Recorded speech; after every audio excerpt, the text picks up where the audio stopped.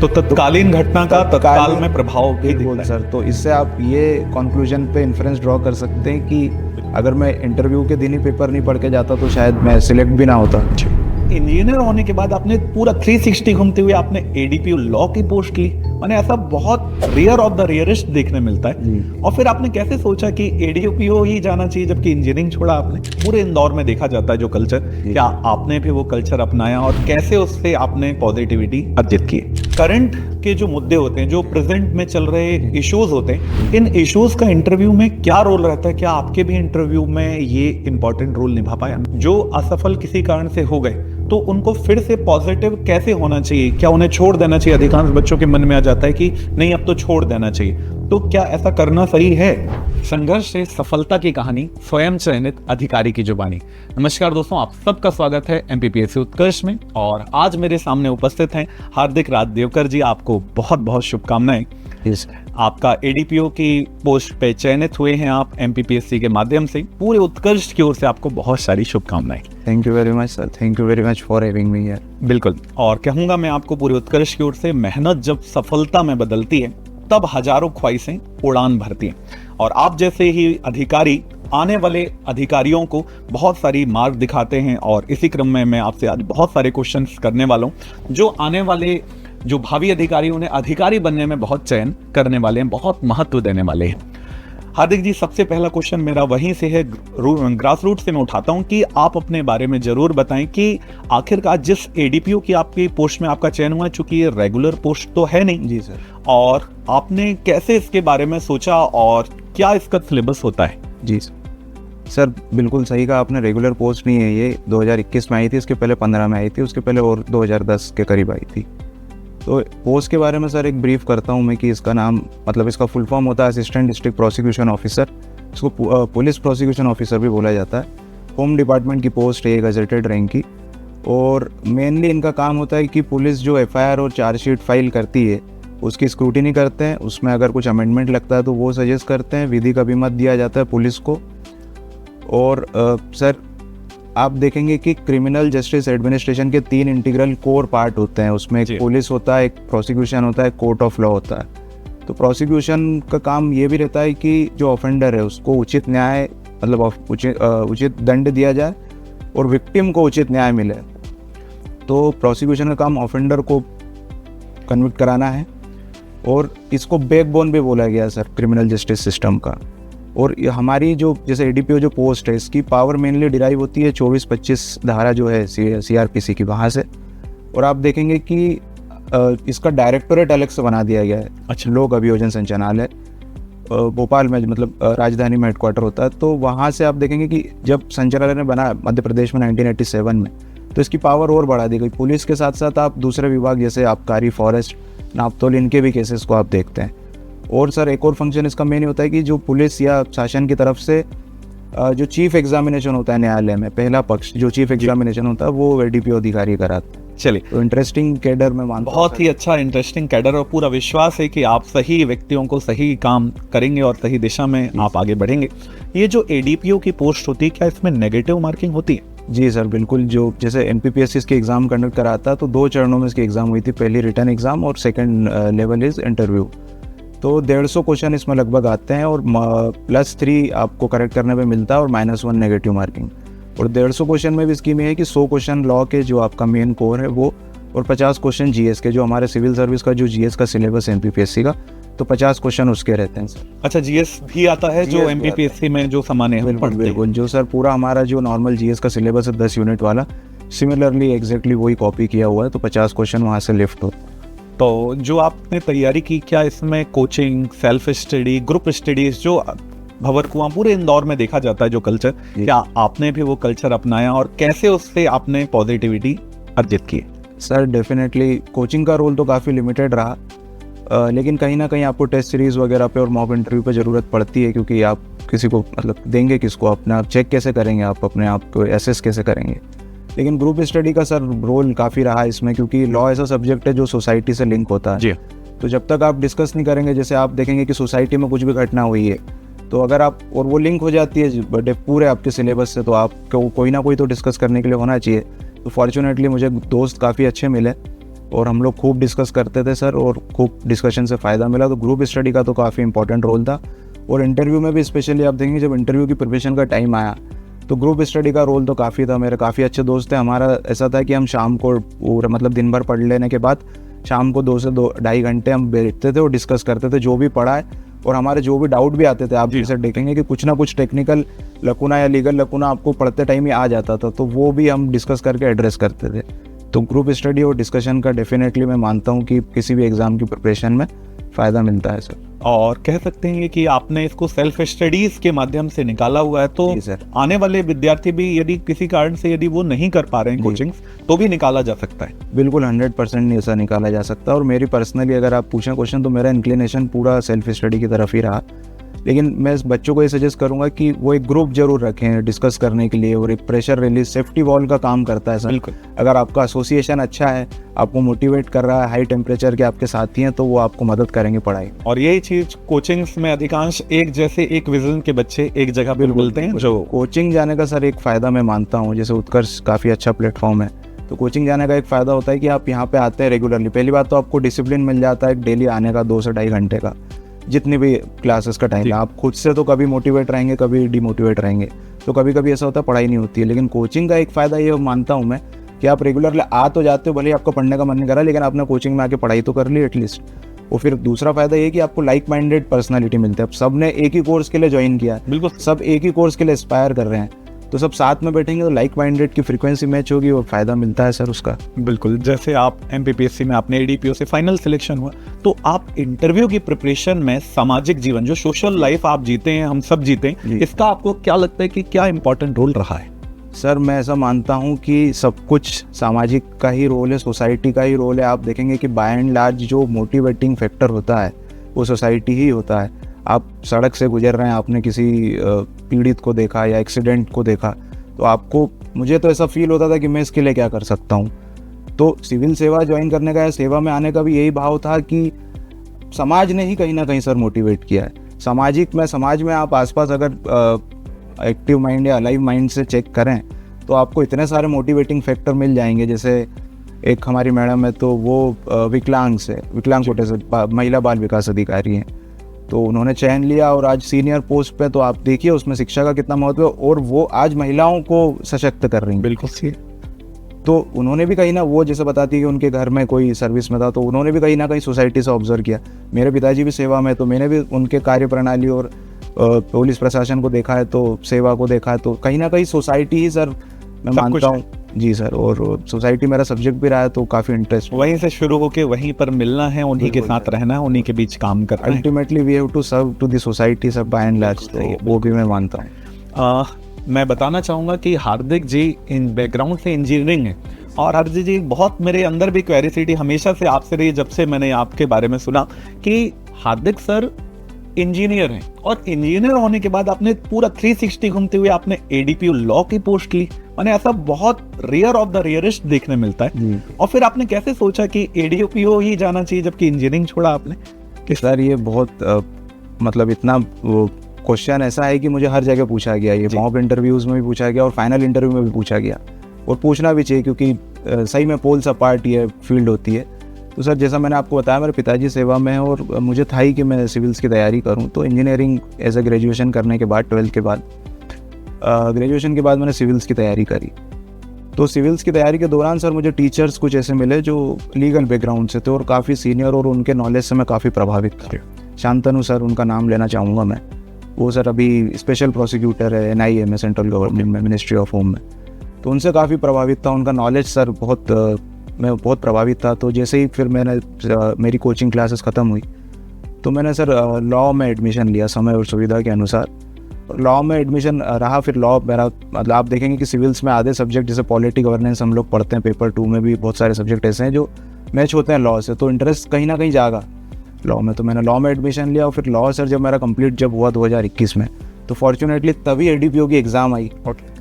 तो ADPO की exam आई तो एक मुझे अच्छी एवेन्यूज़ मिला। हम सिविल्स की तैयारी तो करते ही हैं, लेकिन साथ में कोई एवेन्यू आता है तो उसको भी एस्पायर करते हैं, और जबकि लॉ मेरा कंप्लीट हो चुका था तो मुझे बहुत अच्छा एक कैडर समझ में आया, तो मैंने सर इसके लिए एस्पायर किया। और फॉर्चुनेटली कॉलेज मेरा अच्छा था, वहाँ पे दोस्त अच्छे मिले जी। गवर्नमेंट लॉ कॉलेज इंदौर से ही सर मैंने लॉ किया मेरा, और दोस्त काफ़ी सर वहाँ पे मुझे अच्छे मिले, तो मुझे बहुत फ़ायदा हुआ सर उससे। बिल्कुल सही बात है। तो आपने देखा कि आप यदि किसी मार्ग में चल रहे हैं और यदि आपके अंदर है कि आप डेडिकेशन के साथ किसी चीज को करते हैं, तो सफलता हार्दिक जी जैसे अधिकारियों के रूप में हमारे सामने दिखाई देती है। जी सर, बिल्कुल। हार्दिक जी, एक अगला प्रश्न आपसे मेरा है कि स्टूडेंट्स को यदि सक्सेस पाना है, चूंकि आप एक सक्सेस पर्सन है अब आप, तो मैं आपसे पूछ रहा हूँ कि यदि स्टूडेंट्स को सक्सेस पाना है, तो स्टूडेंट लाइफ में जब वो तैयारी कर रहे हैं, प्रिपरेशन कर रहे हैं, तो ऐसे कौन कौन से लॉ उन्हें फॉलो करना चाहिए जिससे वो फाइनल सेलेक्ट हो जाए? बिल्कुल सर, एक बहुत अच्छा क्वेश्चन है ये। लॉ को आपने सोसाइटी से लिंक कर दिया और बच्चों से मोटिवेट के भी लिए लिंक किया है। तो सर लॉ का मतलब पहली बात तो ये होता है कि जो एकदम हमेशा फॉलो हो, मतलब जैसे डेफिनेशन होती है कि डेफिनेशन इज एग्जैक्ट होती है, परफेक्ट होती है, इसी लॉ का है। तो अगर आप देखें कि कौन से लॉ हैं जो बच्चों को सफल होने में मदद करें, तो मैं मानता हूँ एक डिसिप्लिन है सर सबसे पहले। अगर आप डिसिप्लिन है तो मोटिवेशन भी उसके सेकेंडरी हो जाता है। मोटिवेट आप कभी रहेंगे तो दिन भर पढ़ लेंगे, कभी पढ़ेंगे ही नहीं, एक हफ्ते नहीं पढ़ेंगे। लेकिन आप डिसिप्लिन है तो हफ्ते भर आपने जो शेड्यूल बनाया 4 घंटे 5 घंटे जी हाँ। वो पढ़ेंगे आप। तो डिसिप्लिन एक बहुत बड़ा मैं लॉ मानता हूँ कि उसको तो बच्चों को फॉलो ही करना चाहिए। दूसरा सर कंसिस्टेंसी है। तो कुछ भी हो जाए, आप घर भी जा रहे हैं तो पढ़े तो सही है। अब फिर वीडियो और ऑडियो वीडियो का ज़माना हो गया, तो वीडियो लगा लीजिए आप। तो कहीं तो ट्रेवल कर रहे हैं तो ऑडियो सुन लीजिए, पॉडकास्ट सुन लीजिए। तो कुछ तो ऐसा कीजिए प्रोडक्टिव जो फ़ायदे में दे आपके। तो कंसिस्टेंट होना भी हमको ज़रूरी है। और तीसरा सर, मैं जैसे थोड़ा सा रिलीजियस हूँ, तो वो थोड़ा पर्सनल एजेंडा है, तो रिलीजन भी कहीं ना कहीं मदद करता है। तो रिलीजन भी मैं एक लॉ मानता हूँ कि वो कहीं ना कहीं तो जब दबाव बनता है सर, डिमोटिवेट होते हैं, तो एक पॉजिटिविटी आपको ज़रूरत लगती है जी। तो अगर आप रिलीजियस हैं तो वो मदद करेगा डेफिनेटली। और जैसे हम जब तैयारी कर रहे होते हैं, आप भी एमपीपीएससी के एस्पिरेंट हैं, जी सर। रहे हैं आप, तो करंट के जो मुद्दे होते हैं, जो प्रेजेंट में चल रहे इश्यूज होते हैं, इन इश्यूज का इंटरव्यू में क्या रोल रहता है? क्या आपके भी इंटरव्यू में ये इंपॉर्टेंट रोल निभा पाया? बिल्कुल सर, बहुत बड़ा रोल रहता है। करंट अफेयर और जनरल अवेयरनेस तो चेक करी जाती है। किसी की भी अधिकारी अगर जनरल अवेयर नहीं है वो तो फिर क्या ही सर। डेमोक्रेसी का 4th पिलर माना गया है, मतलब प्रेस को। जी। और आप अधिकारी बन रहे हैं, शासन को रिप्रेजेंट कर रहे हैं, सोसाइटी को सर्व करेंगे, तो आप अगर अवेयर नहीं है जनरल फैक्ट से तो फिर क्या ही सेंस बना रहा है। और रही मेरी बात सर, तो मुझे पेपर पढ़ना काफ़ी पसंद था। मैं जनरली अवेयर रहता ही हूँ, पेपर फॉलो करता ही हूँ रेगुलर बेसिस पे। जी। और मेरे इंटरव्यू की बात करें सर, मेरा 12 मार्च को इंटरव्यू था। तो उसी दिन CAA लागू हुआ था और इलेक्ट्रोल बॉन्ड का इशू चल रहा था SBI बैंक को लेकर। हरीश साल्वे जी रिप्रेजेंट कर रहे थे उसको। तो मेरे पे उस पर सर काफ़ी मेरे इंटरव्यू में काफ़ी उस पर चर्चा हुई, CA पे चर्चा हुई, और मैंने काफ़ी अच्छे से उसको आंसर किए। और SBI के इलेक्ट्रोल बॉन्ड और हरीश साल्वे जी पे भी मेरे पे चर्चा हुई। और वो सर उसी दिन पेपर की घटना थी, फ्रंट पेज की। तो तत्कालीन घटना का तत्काल में प्रभाव भी बिल्कुल दिखता है। सर। तो इससे आप ये कंक्लूजन पे इन्फ्रेंस ड्रॉ कर सकते हैं कि पेपर का कितना इंपॉर्टेंट रोल है। अगर मैं इंटरव्यू के दिन ही पेपर नहीं पढ़ के जाता तो शायद मैं सिलेक्ट भी ना होता। जी। तो इंटरव्यू का मैं बच्चों से भी बोलूँगा कि पेपर तो वो पढ़े ही पढ़े, और ऐसे नहीं पढ़े कि आप पढ़ाई में जुड़ें। एज अ ऑफिसर आप पढ़ें कि वो आपको अवेयर कर रहा है, इस हिसाब से पढ़ना चाहिए। आपको कभी भी लोड लेके पढ़ाई नहीं करना है कि मुझे पढ़ना है। आप ऐसे पढ़े कि मुझे पढ़ना है, सीखने के लिए पढ़ना है। बहुत ही अच्छी बात है कि लगातार आप जुड़े रहते हैं। आपका नॉलेज कहीं ना कहीं, कभी ना कभी आपको जरूर सहायता करता है, सपोर्ट तो करता ही करता है। जी। मैं चाहूंगा कि आप ये भी हमारे सभी भावी अधिकारियों को बताएं कि आप एमपीपीएससी में किस बोर्ड मेंबर के आप उस पोस्ट में गए और आप कौन कौन से वहां पर आपसे क्वेश्चन किए गए थे बोर्ड मेंबर्स के द्वारा? जी सर, शर्मा सर का मेरा बोर्ड था। अच्छा। और काफ़ी अच्छा इंटरव्यू चला और 4 पैनलिस्ट थे पूरे बोर्ड में, 4 लोग बैठे थे। और शर्मा सर ने मुझे करंट अफेयर का, जैसा मैंने आपको बताया, CA वगैरह पे सवाल थे। हॉबीज़ पे मेरे सवाल थे। हॉबीज़ मेरी बुक रीडिंग है, तो सर भी शायद बुक रीडिंग पसंद करते हैं। तो उस पर अच्छी लंबी चर्चा हुई और एक अच्छी सफल चर्चा मैं मानता हूँ उसको। तो अच्छी चर्चा हुई सर बुक रीडिंग पे। डॉक्टर कलाम की बुक पे चर्चा हुई थी और करंट अफेयर पे चर्चा हुई थी। फिर दूसरे पैनलिस्ट जो थे उन्होंने लॉ पे क्वेश्चन मुझसे पूछे, साइबर पे मुझसे पूछे, चूँकि मेरा टेक्निकल बैकग्राउंड रहा है तो साइबर क्राइम से पूछे। तो मैंने काफ़ी अच्छे से उसको डिफेंड किया। साइबर क्राइम के कोर मुझसे पूछे गए। और क्रिमिनल लॉ पे सर CRPC पे पूछेगा। एक और सर जो सर थे वो पूछ रहे थे। और डबल जियोपार्डी, पॉलिटी में भी बच्चे कॉन्सेप्ट पढ़ते हैं उसको, दोहरा दंड वाला, तो उस पर पूछेगा। वो CRPC में भी आता है, वो पॉलिटी से लिंक होकर पूछा गया। और तीसरा सबसे इंपॉर्टेंट सर केशवानंद भारती पे सबसे व्यापक चर्चा रही, और बेसिक स्ट्रक्चर डॉक्ट्रिन। और करंट अफेयर की रोल की हमने बात करी तो सर जनवरी में ही मैं करंट अफेयर, मतलब मार्च में मेरा इंटरव्यू था, तो जनवरी फरवरी में जब करंट अफेयर फॉलो कर रहा था तो जजेस एसोसिएशन का एक बहुत इंपॉर्टेंट केस आया था। उसमें सर डिस्ट्रिक्ट जुडिशरी को भी बेसिक स्ट्रक्चर की डॉक्ट्रिन में इंक्लूड किया गया। ये नया था। तो मैडम पूछ रही थी, तो केशवानंद भारती पे काफ़ी चर्चा हुई और मैंने ये पक्ष भी रखा, और बेसिक स्ट्रक्चरिंग डॉक्ट्रिन पे और केशवानंद भारती पे काफ़ी, क्योंकि सर वो ऐसी है केशवानंद भारती जो लैंड मार्किंग है 24 अप्रैल 1970। बिल्कुल सही है, हम पॉलिटिक्स राजव्यवस्था में लगातार पढ़ाया भी जाता है। बिल्कुल सर, तो उस पर काफ़ी चर्चा रही, तो ऐसा मेरा पूरा इंटरव्यू रहा है। और आप सभी को मैं बताना चाहता हूँ कि हार्दिक जी को एडीपीओ के इंटरव्यू में टॉप मोस्ट रैंकिंग मिली हुई है, और आपने जो तैयारी की, आपने दिन प्रतिदिन जो आपने मेहनत की, उसी का परिणाम है कि आपको ये सफलता मिली है, और लगातार और भी आप आगे बढ़ते रहें। एडीपीओ ऑफिसर होने के नाते मैं आपसे पूछना चाहूंगा कि ऐसे कौन से लॉ को आप मानते हैं जो हम सभी लोगों को, जो लॉ के स्टूडेंट तो नहीं है पर हम सभी को जानने बेहद जरूरी है आज के समय पर? बिल्कुल सर, कुछ लॉ मैं बताना चाहूँगा जो कॉमन सोसाइटी को फ़ायदा करेंगे। फॉर एग्जांपल एक मोटर व्हीकल एक्ट है सर 1989 का, उसमें सेक्शन 134 है, उसमें प्रोटेक्शन टू गुड सैमरिटन्स की बात करी गई है। गुड सैमरिटन्स ये होता है कि आप देखेंगे कि किसी का रोड पे एक्सीडेंट होता है तो हम लोग बचते हैं कि भाई मैं इन्वॉल्व होऊंगा, उसकी मदद करने जाऊंगा, उसको हॉस्पिटल पहुंचाऊंगा तो मेरे ऊपर कोई लाइबिलिटी आएगी। तो मोटर व्हीकल एक्ट आपको प्रोटेक्शन प्रोवाइड करता है, जो सेक्शन मैंने 134 बोली कि आपको प्रोटेक्शन देता है एनी सिविल और क्रिमिनल लाइबिलिटी से। अगर किसी का एक्सीडेंट हुआ है, वो खतरे में है, तो आप उसकी बिल्कुल मदद कीजिए, आप उसको हॉस्पिटल पहुंचाइए, तो आपके ऊपर कोई क्रिमिनल और सिविल लाइबिलिटी होगी। ये सर लॉ है। जी, लोग बहुत डरते हैं, लोग एक्सीडेंट में। बिल्कुल आपके चैनल के माध्यम से, उत्कर्ष प्लेटफॉर्म के माध्यम से ये सर मुझे लगता है कि लोगों को जानना चाहिए कि वो मदद तो करें सर, क्योंकि आप देखेंगे कि एक्सीडेंट से जो डेथ होती है उसका आंकड़ा काफ़ी बड़ा है भारत में। तो मदद करने से आप बिल्कुल ना बचिए, मदद करिए लोगों की। और दूसरा इसी में सर एक परमानंद कटारा की जजमेंट आया था, उसमें ये बोला गया है कि आप जो हॉस्पिटल्स होते हैं, जैसे हॉस्पिटल्स भी कई बार बचते हैं कि हम लायबल हो जाएंगे, क्रिमिनल लायबल हो जाएंगे, या पुलिस को या एडमिनिस्ट्रेशन को हमको जवाब देना होगा। तो परमानंद कटारा में गाइडलाइन आई है कि private hospital as well as public hospital तो हैं, उनको फर्स्ट एड, कोई अगर एक्सीडेंट का केस आता है तो फर्स्ट एड तो देना ही देना है। तो दैट इज़ ऑल्सो लॉ। तो फर्स्ट एड हॉस्पिटल डिनाई नहीं कर सकता। अगर आप किसी विक्टिम को हॉस्पिटल में लेके जाते हैं तो they are bound to give first aid at least. और दूसरा सर मैं बोलूँगा कि महिला संबंधित भी कोई अपराध होते हैं जी, उसमें भी अगर आप किसी महिला को हॉस्पिटल में लेके जाते हैं तो वो उनको फर्स्ट एड देना पड़ेगा। उसके बाद जो कार्रवाई होगी वो तो होगी, लेकिन आपको फर्स्ट एड तो हॉस्पिटल को देना ही है। और दूसरा एक और सर इम्पॉर्टेंट चीज़ बताऊंगा मैं आपको कि एक और लॉ जो है वो है अनलॉफुल डिटेंशन का। जिसे आप देखेंगे कि कई बार कोई लोग किडनैप कर लेते हैं या डिटेन करके रखते हैं, तो ये हमारा फंडामेंटल राइट भी है। फंडामेंटल राइट जानना जरूरी तो है ही, लेकिन इसमें एक ये है कि सर आप फंडामेंटल राइट में डायरेक्टली सुप्रीम कोर्ट तो अप्रोच कर ही सकते हैं अगर हिबस कॉर्पस जिसको बोला जाता है ना। लेकिन आपको बताना चाहूँगा कि आप डिस्ट्रिक्ट कोर्ट में भी आ सकते हैं, डीएम के पास भी जा सकते हैं और एसडीएम के पास भी जा सकते हैं अगर अनलॉफुल डिटेंशन होता है। डायरेक्टली सुप्रीम कोर्ट जाने के बजाय आप ग्राउंड लेवल पे तो पहले आपको चेक करिए, तो आपको यहाँ पे मिलेगा। ये भी लॉ है, ये पॉलिटी में हम फंडामेंटल राइट में तो पढ़ते ही है, लेकिन लॉ में भी एक बेसिक मैं आपको सर संज्ञान में लाना चाहूँगा। नहीं, बहुत ही अच्छी बात है हार्दिक जी। और चूंकि आप एमबीपीएससी, आप सिविल्स में भी रहे हैं, आपने एडीपीओ निकाला, तो मैं जानना चाहूंगा कि आंसर राइटिंग जी का क्या रोल रहता है? बिल्कुल सर, आंसर राइटिंग का सर बहुत इंपॉर्टेंट रोल है। और आंसर राइटिंग आप आंसर जब ही लिख पाएंगे जब आपके पास नॉलेज है। तो first step is to grab the knowledge. अगर आपके पास नॉलेज है तो आप उसको रिप्रेजेंट कर देंगे। फिर सेकंड स्टेप आती है सर उसको ऑर्गेनाइज करना। जब आपने लिख लिया, लिख तो पहली स्टेप में लिखना भी हर कोई सीख जा रहा है, लेकिन फिर उसको ऑर्गेनाइज करना है। फिर ऑर्गेनाइज करने के बाद और उत्तर में कसावट होनी चाहिए सर, क्योंकि वी हैव लिमिटेड वर्ड्स, हमारे पास लिमिट होती है, शब्द सीमा होती है। तो उस प्रोवाइडेड शब्द सीमा में आप कितना अच्छा रिप्रेजेंट कर पाते हैं, ये भी वो बहुत इंपॉर्टेंट है।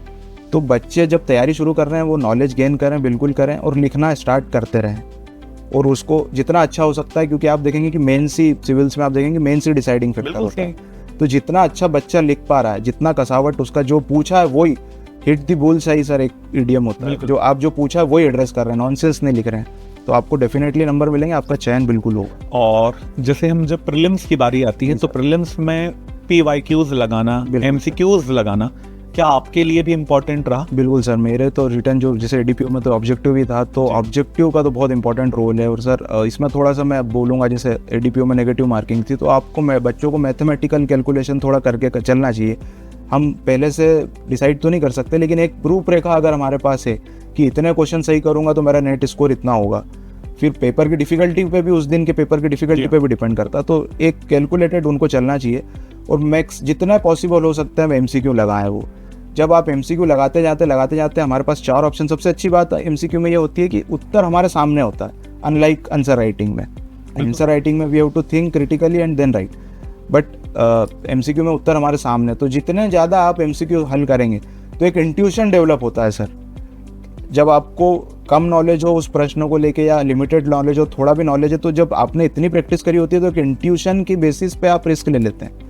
तो उससे मैं ये नहीं बोलता कि वो सही जाएगा, लेकिन प्रोबेबिलिटी सर मैथमेटिक्स है, जी प्रोबेबिलिटी सही होने की बढ़ जाती है उत्तर की। बिल्कुल सही है। तो जितने ज़्यादा हो सकते हैं बच्चों को यही सजेशन रहेगा कि जितने ज़्यादा आपकी अगर MCQ का चरण है एग्जाम का, तो ज़्यादा से ज़्यादा MCQ लगाएं, जितना हल हो सकता है MCQ की प्रैक्टिस करें। आने वाले भावी अधिकारियों को आपसे जाते जाते क्या चीज़, आप कुछ टिप्स यदि कुछ उंगलियों में देना चाहें तो?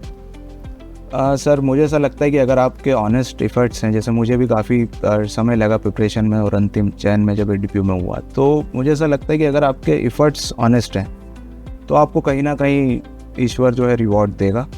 आप अपने एफर्ट्स पे पूरा विश्वास रखिए, पूरा भरोसा रखिए, वो आपको कहीं ना कहीं तो आगे पहुंचाएंगे। और जो भी आपने पढ़ाई करा है उसको ये मत सोचिए, पढ़ाई को बोझ समझ के नहीं पढ़ना है पहली बात, और जो भी आपने पढ़ा है वो बिल्कुल कहीं ना कहीं लाइफ में काम आएगा, कहीं तो आप उसको मदद में ले पाएंगे। बच्चों को कई बार ऐसा होता है कि एक बार में सफलता नहीं मिलती है, हो जाता है कई बार। तो मैं आपसे जरूर चाहूंगा कि जो असफल किसी कारण से हो गए तो उनको फिर से पॉजिटिव कैसे होना चाहिए? क्या उन्हें छोड़ देना चाहिए? अधिकांश बच्चों के मन में आ जाता है कि नहीं अब तो छोड़ देना चाहिए, तो क्या ऐसा करना सही है? यहाँ पे सर सबका पर्सनल वो होता है, सबकी फैमिली बैकग्राउंड और पर्सनल जो एटीट्यूड होता है वो भी डिपेंड करता है। तो अगर आपको फैमिली और फाइनेंशियल स्टेबिलिटी सपोर्ट करती है तो आप सीरियस हो जाएं और कुछ ना कुछ ऐसा डिसीजन ले प्रैक्टिकल वाला कि भाई मुझे 2 अटेम्प्ट और देना है, और इस 2 अटेम्प्ट नहीं होगा तो मैं ये वाले प्लान पे जा सकता हूँ। वो प्लान भी आपको समय के साथ डिसाइड कर लेना चाहिए, क्योंकि प्रैक्टिकल होना बहुत ज़रूरी है सर लाइफ में। अगर हम प्रैक्टिकल नहीं होंगे तो दूसरे एस्पेक्ट में लाइफ में पीछे हो जाते हैं। तो ये बच्चे, जैसे आप देखेंगे कि कई बार एग्ज़ाम्स भी लेट हो जाती है और कई बार हमको असफलता भी मिलती है। तो अगर हम ये सब चीज़ें लेकर चलें तो हम पढ़ाई भी अच्छे से कर पाएंगे कि मेरे पास कम समय है, अगर मैं पढ़ाई नहीं करूँगा तो दूसरी जगह जाना पड़ेगा, तो वो भी एक मोटिवेटिंग फैक्टर बनता है अल्टीमेटली। तो पढ़ाई भी हम अच्छे से करते हैं, और अगर अनफॉर्चुनेटली असफल होते हैं तो हमारे पास एक फॉल बैक ऑप्शन भी रहता है, तो हम एटलीस्ट हमारी लाइफ को तो आगे बढ़ाएं।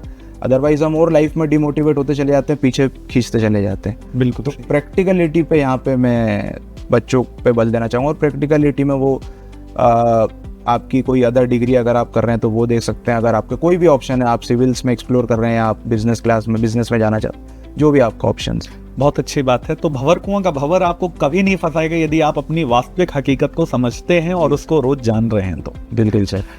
अभी चूंकि 1 जुलाई से लॉ इंट्रोड्यूस हुए हैं नए, जी, उसके बारे में बताइए, क्या पॉजिटिव क्या नेगेटिव आपके विचार? बिल्कुल सर, एक मेजर सर आप देखेंगे कि भारत के इतिहास में पॉलिटिकल हिस्ट्री में एक मेजर चेंज हुआ है, और काफ़ी समय के बाद ये चेंज किया। और मेनली जो 3 हमारे कोर लॉ रहते हैं जिन पे पूरा लॉ टिका हुआ है, जैसे IPC था तो वो भारतीय न्याय संहिता हो गया, BNS, CRPC था जिसमें प्रोसीजर बताया गया पुलिस प्रशासन के लिए, वो भारतीय नागरिक सुरक्षा संहिता हो गया, इंडियन एविडेंस एक्ट था वो भारतीय साक्ष्य अधिनियम हो गया। तो मोटा मोटा अगर मैं बात करूं तो एज सच मेजर चेंजेस तो नहीं हुआ, सेक्शंस कुछ ऊपर नीचे सफल्स हुआ है, कंटेंट लगभग सेम है, क्योंकि कानून इतना बड़ा है सर, तो कंटेंट लगभग सेम है। और अगर कुछ जो नए चेंजेस हुए अगर उन पर प्रकाश डालूं तो आप देखेंगे कि कुछ इंटरेस्टिंग धाराएं नई जोड़ी गई BNS में, भारतीय न्याय संहिता में। जैसे पहले लूट की धारा लगती थी, मोबाइल वगैरह कोई छीन के भाग जाता था, तो अब डेडिकेटेडली उसको एड्रेस करने के लिए स्नैचिंग की धारा डाली गई, धारा 304 BNS में, और उसमें 3 साल तक की सजा। तो मोबाइल जो छीन करके भाग रहे थे वो ऑफेंस बढ़ रहा था अभी, क्योंकि बहुत ही ज्यादा बढ़ रहा था, बहुत ज्यादा बढ़, हर क्षेत्र में बढ़ रहा था। बिल्कुल। तो 304 उसको एड्रेस करने के लिए डाली है। ऑर्गेनाइज्ड क्राइम सर, एक आप देखेंगे कि मॉडर्न सोसाइटी में ऑर्गेनाइज्ड क्राइम काफ़ी बढ़ रहा था, ऑर्गेनाइज्डली एक सब, जैसे आप देखें फेक कॉल और एक्सेट्रा एक्सेट्रा। तो ऑर्गेनाइज्ड क्राइम को एड्रेस करने के लिए एक सेक्शन डाली गई है 111 BNS में जी। और आप देखेंगे कि मॉब लिंचिंग का भी काफ़ी, बच्चे सिविल्स में भी पढ़ते हैं न्यूज़पेपर में, मॉब लिंचिंग का काफ़ी, भीड़ का कोई चेहरा नहीं होता, कोई चेहरा नहीं होता, तो उसको भी एड्रेस करने के लिए BNS में काफ़ी इनोवेटिव धारा 103 डाली गई है। तो बच्चों को इन सब से बच के भी रहना चाहिए, और इन सब से चूंकि किसी भी तरह के मामले हुए तो एक अलग तरह की प्रकृति बन जाती है। एक एड ऑन और करना चाहूँगा सर कि इन नए लॉज में ऑडियो वीडियो मीन्स का काफ़ी बढ़ावा दिया गया है, इलेक्ट्रॉनिक एविडेंस का बढ़ावा दिया गया है। जो CRPC भारतीय नागरिक सुरक्षा संहिता है उसमें धारा 105 में अगर आप कोई ऑफेंस हो रहा है तो उसको आपके पास जो भी गैजेट्स है उसको भी रिकॉर्ड करेंगे तो court will consider it as a portent evidence, और पुलिस को भी अधिकार दिए गए हैं कि वो मोबाइल से भी रिकॉर्ड करके प्रस्तुत कर सकते हैं। तो ये बहुत अच्छी चीज़ ये है, अच्छी जो चीज़ है सर। introduce मॉडर्न सोसाइटी में ऑडियो वीडियो मीन्स का ज़माना है, तो उनका बढ़ावा दिया गया, इलेक्ट्रॉनिक एविडेंस और इलेक्ट्रॉनिक मीन्स को बढ़ावा दिया गया। आधुनिक भारतीय समाज में यदि लॉ को देखें तो आप किस प्रकार से लागू करना चाहिए विकसित भारत के लिए, और आप कैसे उसे उचित समझते हैं? जी सर, आप देखेंगे कि पार्लियामेंट हमारी जो है लॉ बनाती है, तो लॉ तो बन ही रहे हैं सर। हर चीज़ के लिए आप देखेंगे लॉ, आप घर से निकलेंगे तो लॉ है, घर में है तो लॉ है, domestic violence etcetera etcetera, road पे मोटर व्हीकल है, यहाँ बैठे हैं हम तो यहाँ वर्क प्लेस वाला जो है लॉ है, तो सभी जगह लॉ से घिरे हुए हैं। तो लॉ तो बने हुए हैं, बस ये है कि उसको हम गवर्नमेंट के ऊपर भी सर थोड़ा सा है कि वो उसको प्रॉपरली और टाइमली एड्रेस करे। जैसे नए लॉ की बात हुई तो स्पीडी ट्रायल की एक बहुत बड़ी आवश्यकता है, क्योंकि पॉपुलेशन भी हमारी सर काफ़ी बड़ी है, तो इतनी बड़ी पॉपुलेशन को कैटर करने के लिए स्पीडी ट्रायल और स्पीडी जस्टिस की बात है। तो नए लॉ में बात करी गई है, तो मुझे ऐसा लगता है कि मॉडर्न सोसाइटी में समय के साथ स्पीडी ट्रायल होगा तो चीज़ें समय पे एड्रेस होगी और समय पे चीज़ें होगी। बिल्कुल सही है। और जाते जाते आपसे एक लास्ट प्रश्न, जी सर। आपकी सफलता में परिवार का, आपकी फैमिली का क्या योगदान रहा है? सर मैं वैसे मानता हूँ कि पूरा रोल फैमिली और फ्रेंड्स का ही होता है। अगर आप अच्छे सपोर्टिव हैं तो फैमिली तो सभी की सपोर्टिव रहती है, सपोर्ट करती है, तो मुझे भी काफ़ी फैमिली ने सपोर्ट किया, और फ्रेंड्स भी मेरा काफ़ी अच्छे रहे। और मैं एसोसिएशन का बल देना चाहूँगा आने वाले एस्पिरेंट्स को कि आप अपना एसोसिएशन बहुत स्ट्रांग रखिए। जी, एसोसिएशन अच्छा है जो आपको मोटिवेट कर रहा है। हाई टेम्परेचर के लोग हैं जो आपके हर मुसीबत में खड़े हैं, आपकी कमियां आपके सामने ला रहे हैं, आपसे ईर्ष्या का भाव उनको कम है, तो वो आपको बहुत मदद करेगा। और ये इतना बड़ा फैक्टर है सर कि आपको कहीं भी डिमोटिवेशन से आपको निकाल के ले आएगा। जैसे मेरे काफ़ी अच्छे दोस्त हैं, तो मुझे कभी भी ऐसा डाउन फील होता था तो मैं फ़ोन कर लेता था, तो मुझे अच्छा लगने लग जाता था। तो मैं हमेशा की मतलब ये रूल है कि आपका एसोसिएशन बहुत एक मेजर डिसाइडिंग फैक्टर होता है आपकी सफलता में। तो एसोसिएशन में बच्चों से अपील करूंगा कि अपना एसोसिएशन हमेशा अच्छा रखिए। बिल्कुल सही है सर। जाते जाते हार्दिक जी के लिए मैं कहना चाहूँगा पूरी उत्कर्ष की ओर से, सभी व्यूअर्स की ओर से, कि आपकी सफलता दूसरों के लिए उत्साह और प्रेरणा बनती रहे। आप यूं ही अपनी मेहनत से सफलता की और बुलंदियों को चढ़ते रहें। पूरे उत्कर्ष टीम की ओर से आपको बहुत सारी शुभकामनाएं। बहुत बहुत धन्यवाद सर, बहुत अच्छा लगा मुझे आपने उत्कर्ष प्लेटफॉर्म पे बुलाया। जी, I feel very delighted to be here sir. बिल्कुल। और आपने सुना हार्दिक जी को, और ये पूरे आपने जो कारवा सुना है, ये सुना है संघर्ष से सफलता की कहानी स्वयं चयनित अधिकारियों की जुबानी। नमस्कार।